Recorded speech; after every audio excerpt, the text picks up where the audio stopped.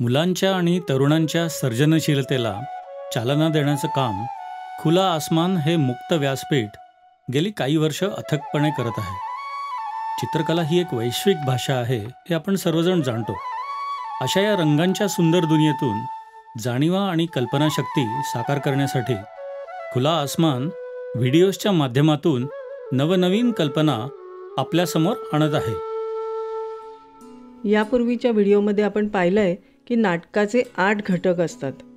कथानक, नेपथ्य, प्रकाश योजना, वेशभूषा, रंगभूषा, संगीत, दिग्दर्शन आणि अभिनय. रंगभूमीचे घटक या व्हिडिओच्या 3ऱ्या भागात आपण सुधन्वा पानसे यांच्याकडून अभिनय या विषयावर माहिती मिळवणार आहोत. याआधी आपण त्यांची थोडक्यात ओळख करून घेऊया. सुधन्वा पानसे यांना महाराष्ट्र सरकारतर्फे सर्वोत्कृष्ट अभिनेता हा पुरस्कार मिळाला आहे. अनुमती, अधम यासारख्या मराठी चित्रपटांचे हे कार्यकारी निर्माते आहेत.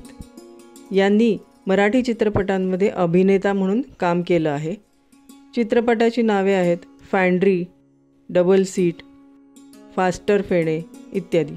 स्मिता तळवलकर आणि सुलेखा तळवलकर यांच्या ॲक्टिंग अकॅडमीमध्ये 10 वर्षापासून हे व्यावसायिक कॅमेरा आणि थिएटर अभिनय शिकवण्याचं काम करत आहेत. यांच्या मार्गदर्शनाखाली शिकलेले अनेक विद्यार्थी टेलिव्हिजन तसेच चित्रपट क्षेत्रात काम करत आहेत. सुधन्वा पानसे यांनी आकाशवाणीमध्ये पटकथा लेखक आणि वाचक म्हणूनही काम केलं आहे. यांनी अनेक व्यावसायिक नाटकांचं दिग्दर्शन केलं आहे. उदाहरणार्थ रायगडाला जेव्हा जाग येते, शांतेचं कार्ट चालू आहे, तरुण तुर्क म्हातारे अर्क, संगीत कट्यार काळजात घुसली इत्यादी. यांना दिग्दर्शन आणि अभिनयासाठी अनेक पारितोषिकं मिळाली आहेत. तर सुधन्वा पानसे सर, आपलं इथे स्वागत आहे. हॅलो, हाय, माझं नाव सुधन्वा रघुवीर पानसे. मी गेली जवळपास 20-22 वर्ष नाट्य आणि चित्रपट क्षेत्रात कार्यरत आहे. मी बऱ्याच वेगवेगळ्या डिपार्टमेंट्सला काम केलेलं आहे. ॲज अ ॲक्टर म्हणून काम केलं आहे, रायटर डिरेक्टर म्हणून काम केलं आहे, आकाशवाणीमध्ये निवेदक म्हणून पण काम केलेलं आहे. आणि जो काय माझा अनुभव आहे या क्षेत्रातला तो मला तुमच्याबरोबर शेअर करायला नक्कीच आवडेल. ऍक्च्युली अभिनय म्हणजे काय याबद्दल बऱ्याच वेगवेगळ्या नटांनी, मोठ्या लोकांनी, साहित्यिकांनी, डिरेक्टर्सनी पुस्तकं लिहिलेली आहेत, त्याच्यावर स्वतः बोललेले आहेत, व्यक्त झालेले आहेत, वेगवेगळ्या प्रकारे त्यांचे विचार मांडलेले आहेत.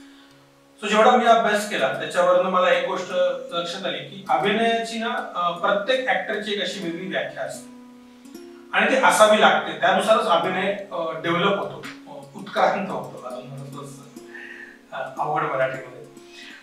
कारण काय की जसं आपण लहान वयात ऍक्टिंग करत असतो तशीच सेम ऍक्टिंग आपण मोठेपणी नाही करत. आपला अनुभव वाढतो, आपला एकंदरीत आयुष्याचा बघण्याचा दृष्टिकोन बदलत जातो आणि त्यानुसार अभिनयही तसा मॅच्युअर्ड होत जातो.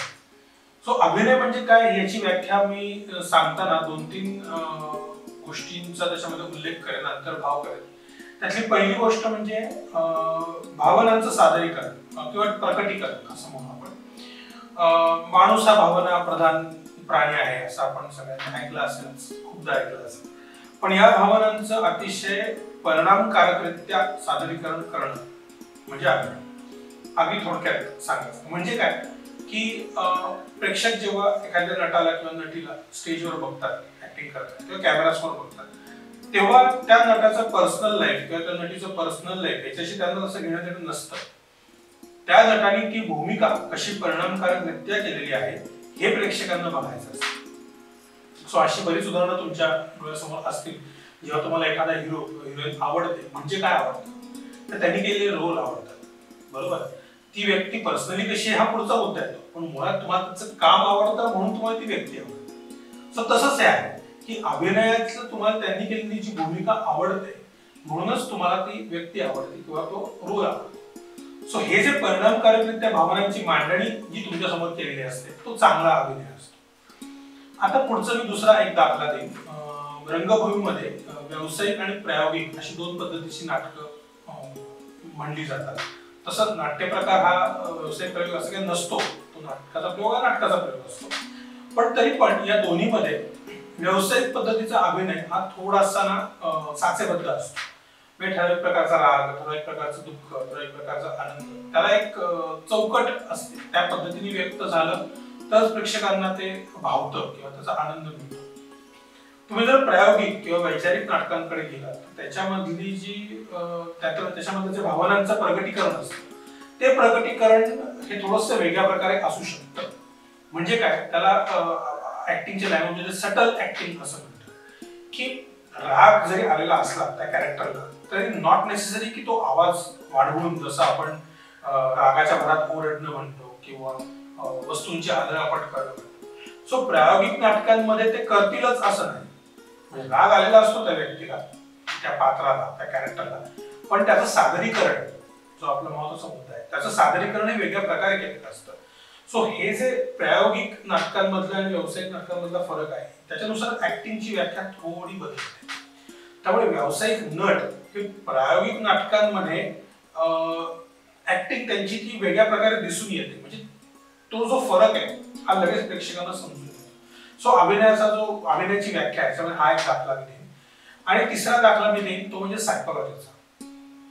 म्हणजे काय की मला विचारायला ना, खरं तर आपण प्रत्येक जण रोज ऍक्टिंग करतच असतो, सकाळी उठल्यापासून रात्री झोपेपर्यंत. म्हणजे मी तुम्हाला उदाहरण देईन की जर एखादी आई म्हटली आपण, तर ती आई मुलासाठी वेगळी असते, तिच्या हसबंडसाठी किंवा नवऱ्यासाठी वेगळी असते, तिच्या सासूसाठी वेगळी असते.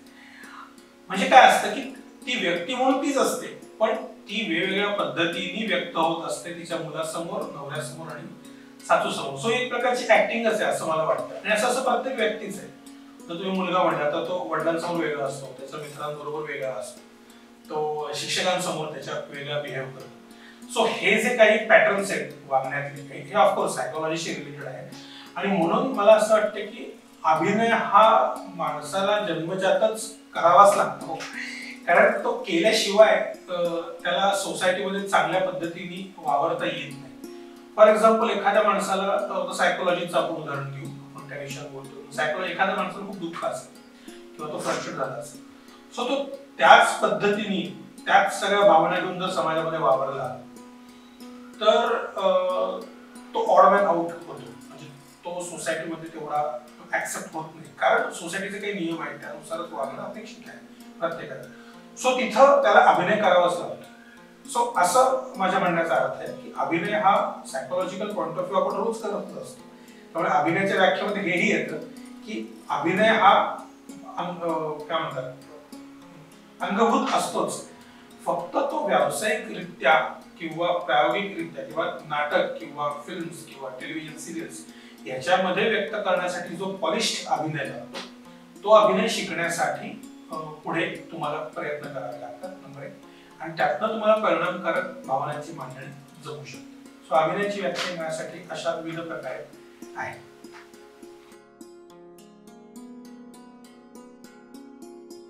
ऍक्च्युली आत्ताच्या काळामध्ये करिअर हा शब्द खूप रुळला आहे.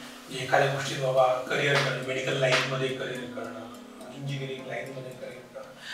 तसंच आता आपण म्हणू शकतो की ऍक्टिंग मध्ये करिअर होऊ शकतं. हे मी का म्हणतो, कारण आता OTT प्लॅटफॉर्म्स आलेले आहेत, टेलिव्हिजन सिरियल्स खूप चांगल्या रीतीने लोक बघतात, त्याच्यामध्ये चांगलं पेमेंटही मिळतं, नाटकाचाही प्रयोग चांगले होतात, फिल्म लाईन पण चांगली आहे. सो आताच्या काळामध्ये हे सगळं डेव्हलप झालंय. पण करिअर नाटकात किंवा ऍक्टिंग मध्ये करिअर करणं हे मी वैयक्तिक ठरवलं नव्हतं. कारण काय झालं की याच्यामध्ये थोडीशी माझी प्रोसेस मी एक्सप्लेन करतो की कुठल्याही कलाकाराची एक प्रोसेस असते आतमध्ये. जेव्हा त्याचं शिक्षण संपतं किंवा संपत येतं, कॉलेजचं म्हणा किंवा कुठल्याही सामाजिक दृष्ट्या जे शिक्षण म्हणतात जे संपत येतं, त्याच्यानंतर ही प्रोसेस सुरू होते की त्याला आर्थिक उत्पन्न पण हवं असतं आणि त्याला स्वतःचं लाईफ किंवा कला ही जोपासायची असते. सो या दोन्हीचं जेव्हा संतुलन साधायचं असतं, बॅलन्स साधायचा असतो, तेव्हा हा विचार प्रत्येक कलाकार करतो की बाबा करिअर कशात करायचं.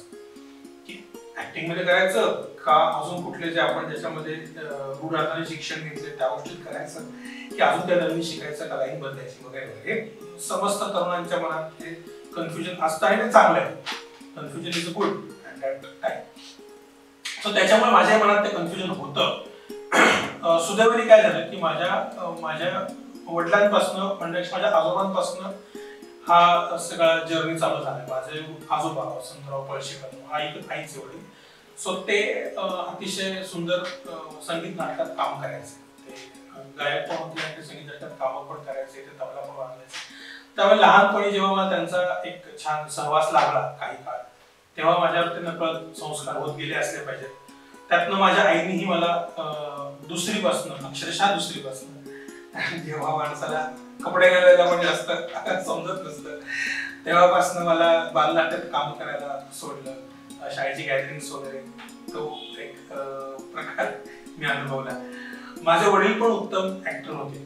ते नंतर पुढे व्यवसायाने सरकारी नोकरीत गेले, पण त्याच्या आधी त्यांनीही मराठवाडा साईडला औरंगाबादचे होते, तर त्यांनीही मराठवाडा साईडला काही नाटकांमध्ये वगैरे कामं केली होती. आणि त्याच्यामुळे ह्या सगळ्या वातावरणामध्ये ऍक्टिंग बद्दल मला एक खूप जास्त आदर होता लहानपणापासून. म्हणजे त्यातनं करिअर पैसा हा विषय तेव्हा नव्हता, पण एक ओढ होती की अरे आपले आजोबा करतायत, आपली आई पण आपल्याला सपोर्ट करते, वडील पण त्यांनी काम केलेलं आहे, सो लेट्स ट्राय, की काय हरकत नाही.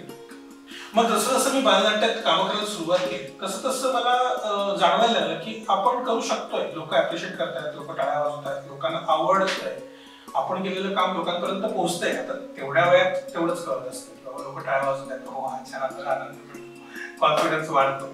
सो तेवढंच त्यावेळेला तेवढीच मला अक्कल होती. पण मग नंतर जसं मी शाळेत गेलो, माझं बालनाटकांचं जे एक बालनाटकांचा जो ऑरा किंवा तो जो ग्रुप होता तो जसा वाढायला लागला. म्हणजे पूर्वी मी एकाच बालनाटकात काम करायचो, राजा राणा असं त्यांचं नाव होतं, त्यांच्याबरोबर मी काम करायचो. त्याच्यानंतर मी विविध लोकांबरोबर कामं करायला सुरुवात केली. 3-4 बालनाटकात कामं करायला सुरुवात केली, मुंबईच्या काही बालनाटकात काम करायला सुरुवात केली. म्हणजे हळूहळू एक आकार घ्यायला लागला. माझं जे एक आवड होती ती एक करिअर म्हणा किंवा एक लाईन म्हणतो ना आपण, ती सापडायला लागली मला. आणि त्याच्यानंतर मला जाणवलं लागलं की अरे नाही, आपण नाटक करतोय ठीक आहे, बालनाटक करतोय ठीक आहे. म्हणजे केव्हाच सांगतो मी तुम्हाला, एक 7वी 8वी 9वीचं सांगतो, जेव्हा थोडीफार समज यायला लागते मुलांना, तेव्हा मला जाणवायला लागते की नाही, आपल्या बरोबर अजून पण लोक आहेत, अजून पण मुलं आहेत, अजून पण आपल्याच वयोगटातली लोक आहेत की जी अजून चांगलं काम करतात आणि जी काय म्हणता येईल त्याला, की ज्याच्यातनं अर्थार्जन होईल, इन्कम सोर्स निर्माण होईल अशा पद्धतीने ती कामं करतात. सो मला ते दिसायला लागलं, डोळ्यात ते दिसायला लागलं, मला कळायला लागलं की मी वाईट काम करतोय, चांगलं काम करतोय, मी कुठल्या लेवलला आहे नेमका. मग त्याच्यामध्ये मला जाणवायला लागलं की नाही बाबा, मला प्रशिक्षणाची गरज आहे. म्हणजे मी ठीक आहे, मी घरच्यांच्या आवडीनुसार, माझ्या आवडीनुसार मी करत होतो, तो तिथपर्यंत फाईन. पण एक नट जर आपल्याला पुढे व्हायचं असेल किंवा जर आपल्याला चांगलं पुढे जायचं असेल तर आपल्याला प्रशिक्षण गरजेचं आहे. आणि त्यामुळे मी साधारण 11वीच्या आसपास, 10वीच्या 8वी 9वी 10वी तर लोकांची सगळ्यांचीच राहतात, अभ्यासात जाते. मग 10वी नंतर 11वी मध्ये एक वर्ष थोडा अभ्यासाचा जोर कमी असतो. सो त्याच्यामध्ये मी म्हटलं की नाही, आपण नाटक शिकूया. सो पुण्याची जी भरतनाट्य संशोधन मंदिर केंद्र नावाची एक संस्था आहे, भरतनाट्य संशोधन असं त्याचं नाव आहे. सो खूप नावाजलेली आणि खूप जुनी संस्था आहे. सो त्याच्यामध्ये मी ऍक्टिंग शिकायला सुरुवात केली.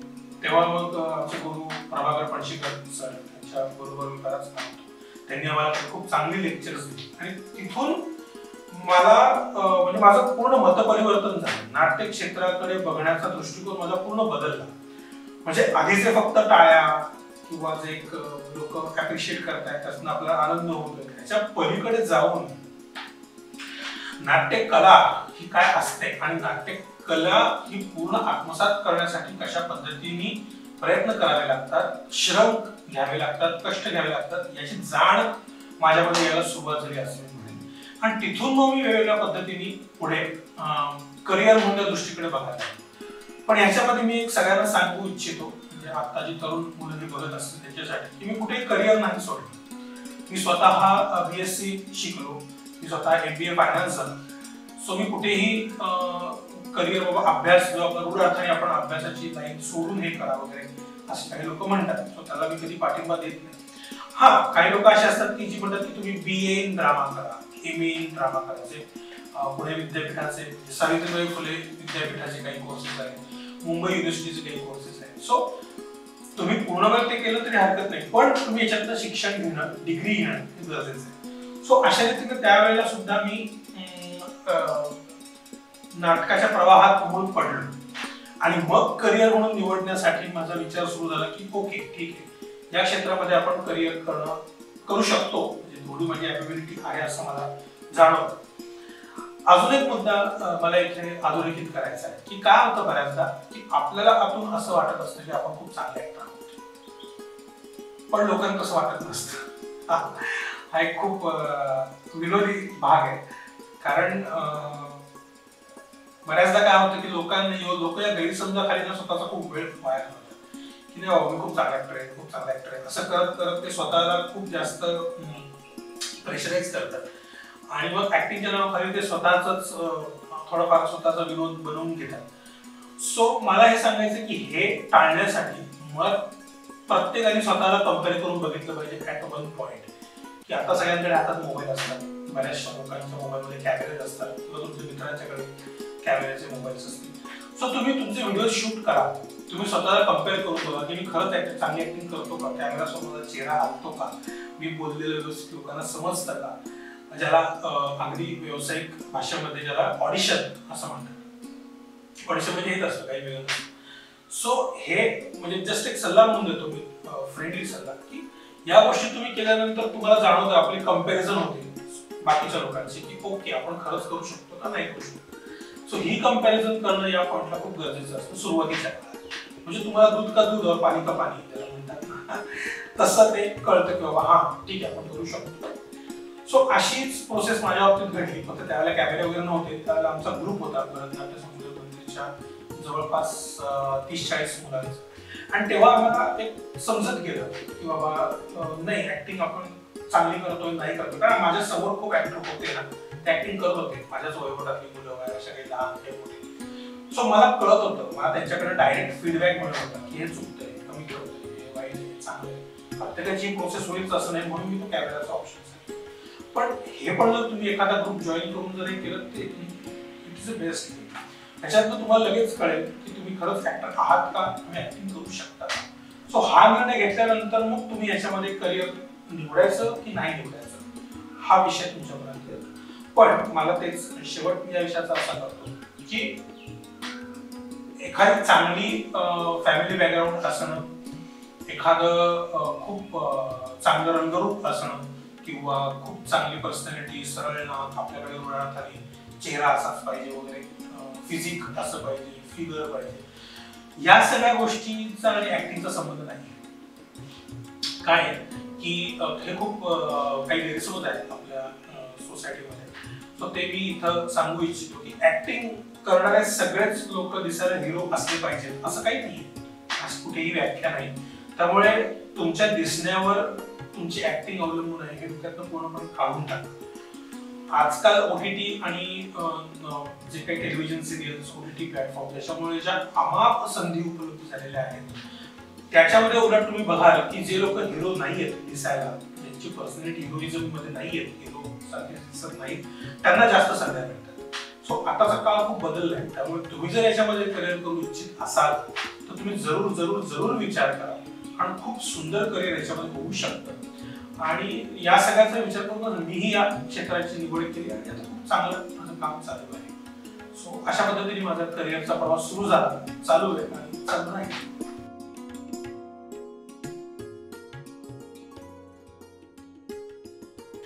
आतापर्यंत मी ऍक्च्युली तसं बऱ्याच नाटकांमध्ये काम केलं आणि त्यातली काही व्यावसायिक होती, काही प्रायोगिक आहेत, काही मित्रांसाठी किंवा सुद्धा प्लीज जर तू आला नाहीस तर नाटक सोडत नाही. कारण काय होतं की डेट फायनल असते, सगळी प्रॅक्टिस होते आणि एखाद्या मेजर कलाकाराला काहीतरी ऍक्सिडेंट होतो किंवा काहीतरी असा प्रॉब्लेम येतो की ती व्यक्ती नाही करू शकत, त्यावेळेला अख्खा नाटकाचा प्रयोग कॅन्सल करण्याची वेळ येते. सो असे माझे काही जवळचे मित्र आहेत, त्यांच्यासाठी पण मी नाटक केलेलं आहे, कारण माझं नाटकावर प्रेम आहे म्हणून. सो सांगायचा मुद्दा काय की तशी नाटकं बरीच आहेत, पण त्यातली उल्लेखनीय किंवा चांगली नाटकं जी मला वाटतात त्यातली व्यावसायिक काही नाटकं सांगतो. त्यातलं पहिलं नाटक चांगलं जे मला आवडलं ते म्हणजे रायगडा जेव्हा जाग येते. अविनाश देशमुख सर जे आता नाही पण त्यांनी मला खूप गाईड केलं होतं त्यावेळेला, आणि त्याच्यामध्ये आंबेडकरची भूमिका मी केली आणि ते नाटक खूप सुंदर आहे. रायगडा जेव्हा जाग येते वसंत काटकरांचं लिहिलेलं नाटक आहे, ते तुम्ही जरूर बघा, ते बऱ्याच ठिकाणी अवेलेबल आहे. तर त्या नाटकाने मला खूप काही शिकवलं. सो ते नाटक त्याचे बरेच दौरे केले, बरेच प्रयोग केले, जवळपास महाराष्ट्रभर दौरे केले, नाही म्हटलं तरी 60-70 प्रयोगांमध्ये मी होतो. त्यानंतर माझं चांगलं नाटक म्हणजे सौजन्याची 80 दशक, सतीश ताऱ्यांच्या बरोबर ते एक नाटक, विनोदी नाटक आहे हे पूर्ण, आणि फार्सिकल म्हणून आजकालच्या काळामध्ये स्लॅपस्टिक कॉमेडी असं म्हणतात नाटकाचा जॉनर प्रकार. सो तो मला करायला मिळाला.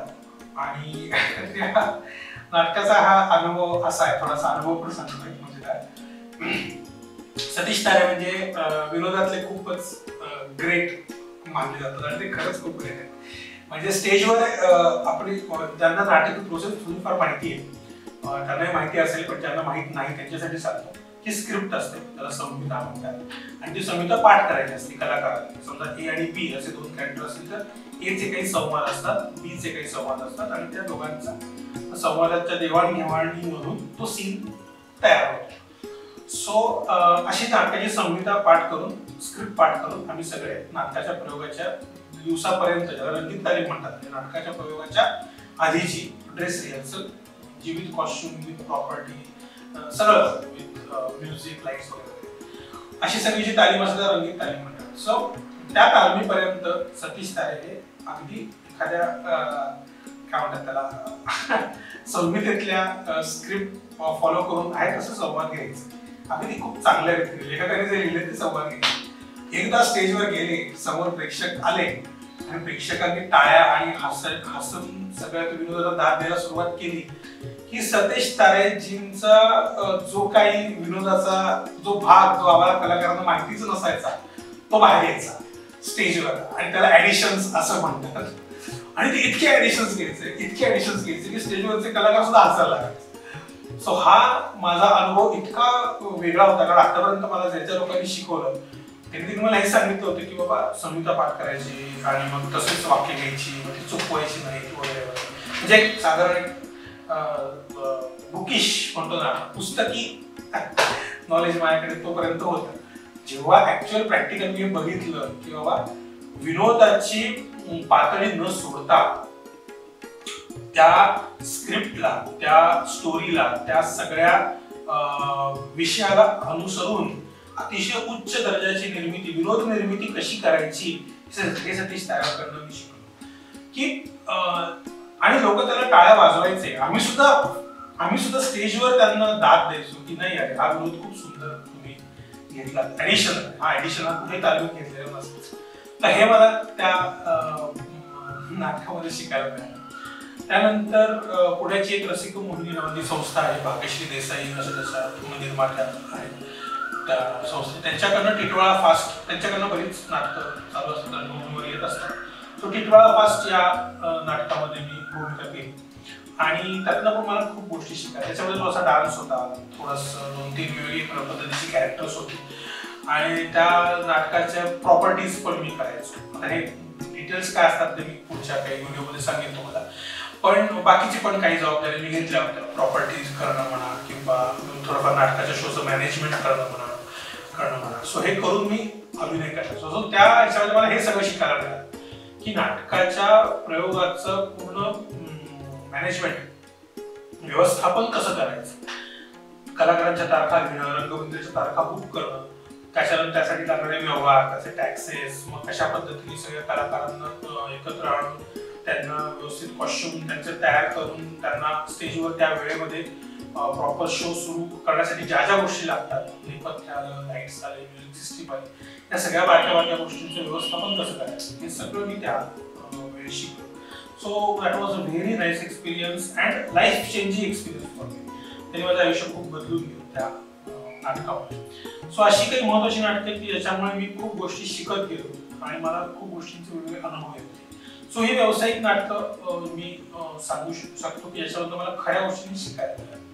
बाकीची व्यावसायिक नाटकं पण मी काही केली त्याच्यामध्ये मला म्हणजे ऍज अ ऍक्टर म्हणून काम करायला खूप आवडलं, पण बाकीचं मी काही लक्ष नाही देऊ शकलो काही कामाच्या व्यस्ततेमुळे. तर अशी बरीच व्यावसायिक नाटकं झाली माझी.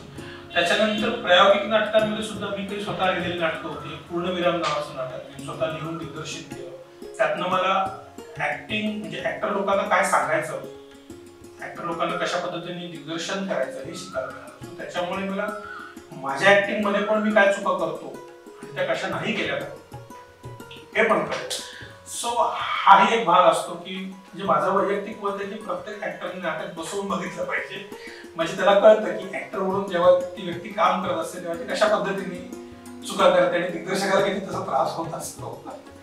हा एक पैलू आहे नाटकाचा. सो प्रायोगिक मध्ये सुद्धा बरीच नाटकं मी केली. आताच प्रदीप वैद्य सर जे आहेत बॉक्स थिएटर पुण्यामध्ये खूप सुप्रसिद्ध थिएटर आहे, त्याचे वेगवेगळे शो चालू असतात. त्यातनं दिन दिवाळी या नाटकाच्या आमची तालमी सुरू होती, ते करण्याचा प्लॅन चालू आहे. सो असं अजूनही चालू आहे, प्रोसेस चालू आहे नाटकाची. व्यावसायिक नाटक, प्रायोगिक नाटक या दोन्हीमध्ये मी काम करत असतो. सो अशा पद्धतीने मला शिकायला मिळतं. सो अशा पद्धतीने मी काम करतो.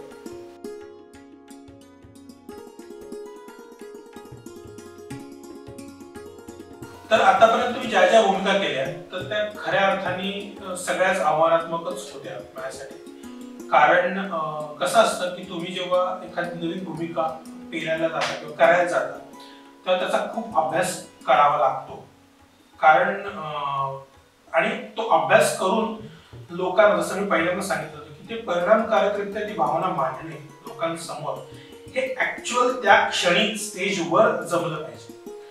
कसं होतं की तुम्ही तालीम, आता नाटकाबद्दलचा व्हिडिओ म्हणून नाटकाबद्दल सांगतो की तालीम तुम्ही केली, समजा महिन्याभर केली, ठीक आहे, आणि प्रयोगाच्या क्षणी ज्या क्षणी तुम्ही स्टेजवर उभे आहात आणि त्या क्षणी जर तुम्ही ब्लँक झाला किंवा तुम्ही एखाद्या वाक्यामध्ये गोंधळ घातला किंवा तुमचे मुवमेंट चुकले, तुमची प्रॉपर्टीचा काही गोंधळ झाला, कॉस्ट्युमचा काही गोंधळ झाला, तर त्या केसमध्ये त्याचा डायरेक्ट परिणाम तुमच्या अभिनयावर होतो.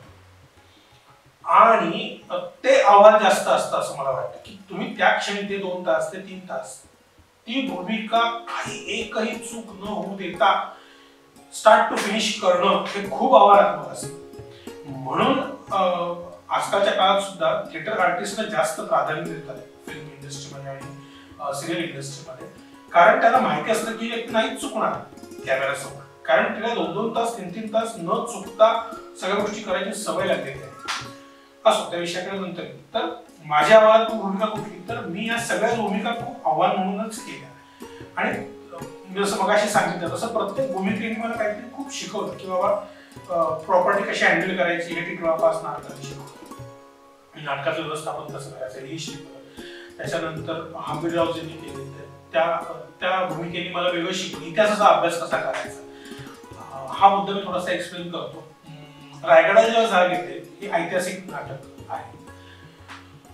आजकालच्या काळामध्ये ऐतिहासिक कुठलाही विषय म्हटला की त्याच्यावर खूप विविध लोकांचे, विविध सामाजिक स्तरातील वेगवेगळ्या लोकांची वेगवेगळी मतं असतात आणि त्यातला नेमका खरा इतिहास कुठला, खोटा इतिहास कुठला. कारण आपण जेव्हा नट म्हणून एखादं कॅरेक्टर उभं करतो कुठलंही, ते हंबीरराव असो, ते शिवाजी महाराजांचं असो किंवा ते अजून कुठलेही ऐतिहासिक कॅरेक्टर असो की ज्याला खरे खरे पुरावे आहेत.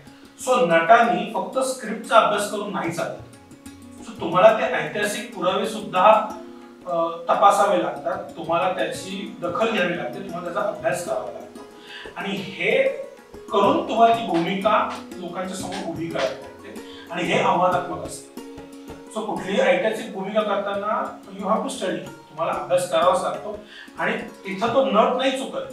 म्हणजे समजा स्टेजवर तुम्ही चुकताना फंबल झाला, एखादं वाक्य तुम्ही चुकीचं बोलता किंवा अडखळलं, तर लोकांच्या दृष्टीने हंबीरराव चुकलेले असतात, लोकांच्या दृष्टीने सुधनराव पानसे चुकलेले नसतात. त्यामुळे सुधनराव पानसेंची जबाबदारी असते की त्यांना जो हंबीरराव उभा करायचा आहे, जे कॅरेक्टर उभं करायचं आहे, हंबीरराव मोहिते हे जे कॅरेक्टर उभं करायचं आहे ते त्या लेवलनेच झालं पाहिजे. उद्या एखाद्या नटाला चुकून नाही चालणार, कारण ते चुकलं तर लोक डायरेक्ट हे पकडतात की हंबीरराव मोहिते चुकीचे उभे केले गेले. हंबीरराव मोहिते बोलताना चुकत होते का? नव्हते चुकत. मग हे सुधनराव चुकत. तो सांगायचा माझा मुद्दा काय की लोक आजकाल खूप हुशार झालेली आहेत, लोक अतिशय चाणाक्ष झालेली आहेत आणि त्यांचं खूप बारीक ऑब्झर्वेशन असतं आणि त्यामुळेच नटांची जबाबदारी खूप वाढलेली आहे. तुम्ही जेव्हा ऐतिहासिक रोल करता त्याचा पूर्ण अभ्यास करून त्याचं इन डिटेल पूर्ण त्याच्यावर पीएचडी करावी लागते असं तुम्ही समजा. 1-2-3 महिने अभ्यास करून ते चरित्र उभं करावं. सो हा अभ्यास मला, हे आव्हान मला त्या भूमिकेत करावं लागतं. अजून एक भूमिका जी मी मगाशी सांगितली नाही, ज्यासाठी मला महाराष्ट्र गव्हर्नमेंटचं बेस्ट ऍक्टरचं प्राइज मिळालं. तर राज्यनाट्य स्पर्धेला आम्ही एक उदक शांत नावाचं नाटक केलं होतं, संजय मोने सरांनी लिहिलेलं. सो त्याच्यामध्ये मी जी भूमिका केली होती त्याच्यामध्ये ती सायकोलॉजिकल पेशंटची भूमिका होती. सो मला त्या सायकोलॉजिकल पेशंटच्या मानसिकतेचा पूर्ण अभ्यास करावा लागला. कारण कसं असतं, जेव्हा तुम्ही एखादी अशी भूमिका करता की जी चौकटीच्या बाहेरची, समाजातली जी चौकट आहे, म्हणजे आपण जे ठराविक सायकोलॉजीने जगतो समाजामध्ये, ते मोडून तुम्हाला जेव्हा सायकोलॉजिकल अस्थिर असणाऱ्या व्यक्तीची भूमिका करायची असते, तेव्हा तुम्हाला याची काळजी घ्यावी लागते की ते जी काही सायकोलॉजिकल सिंड्रोम आहे किंवा तो जो रोग आहे, तो जो आजार आहे, तो त्याचा स्टडी कसा करायचा मुळात. सो तुम्हाला त्याच्यावर पीएचडी करावी लागते, ऍक्च्युअली पीएचडी करावी लागते. तो रोग तुम्हाला पूर्ण समजून घ्यावा लागतो, सर्च करावा लागतो इंटरनेटवर, लोकांना भेटून त्याच्याकडनं माहिती घ्यावी लागते. त्याच्यामध्ये जे जाणकार लोक आहेत, मे बी सायकोलॉजिस्ट असतील किंवा त्या रोगातनं बाहेर पडलेले लोक असतील, त्यांच्याशी बोलून, ऍटलीस्ट फोनवर बोलून की तुमचे अनुभव काय होते वगैरे वगैरे. हे जेवढा तुम्ही अभ्यास कराल तेवढी ती भूमिका ही जास्त ताकदीने तुम्हाला निभावता येते आणि मग ती स्टेजवर तुम्ही तेवढे परिणामकारकरित्या मांडल्यानंतर लोक ती अप्रिशिएट करतात.